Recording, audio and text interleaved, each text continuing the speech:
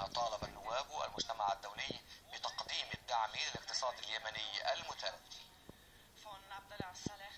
وحول هذا الموضوع ينضم الينا في الاستوديو الصحفي محمد الثور مراسل موقع مأرب بريس الاخباري. سيد محمد اهلا بك. حضرتك كنت مشارك اليوم في الجلسه او يعني تابعت الجلسه عن كثب.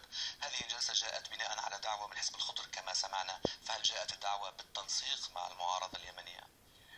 حزب الخضر الجالية اليمنية هون في ألمانيا تواصلت دائما مع الأحزاب الألمانية بما في ذلك حزب الخضر.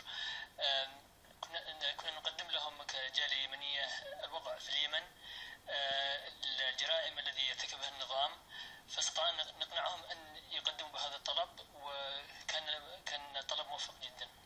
وهل تتوقعون ربما حدوث جلسات مماثلة أو دعوات مشابهة ببرلمانات أخرى ليس فقط في ألمانيا؟ نتمنى ذلك حقيقة، نتمنى ذلك. نحن الآن منتظرين مبدئيا التصويت على هذا الطلب بتجميد أرصدة النظام السابق، صالح فرض عقوبات على السفر وتجميد الأموال إلى آخر هذه الأشياء.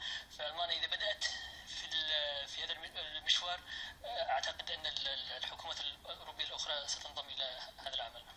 ألن تؤثر هذه المطالبات ربما وفرض حظر أموال على الرئيس على المصالحة التي قد بدأت للتو في اليمن؟ هناك جانبين صراحة.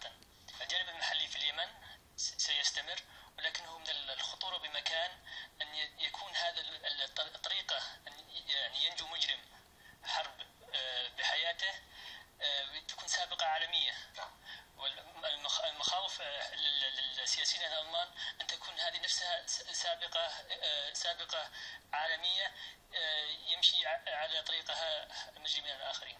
شكرا. السيد محمد الثور كنت معنا بالاستوديو، شكرا لك على هذه المعلومات. شكرا لك.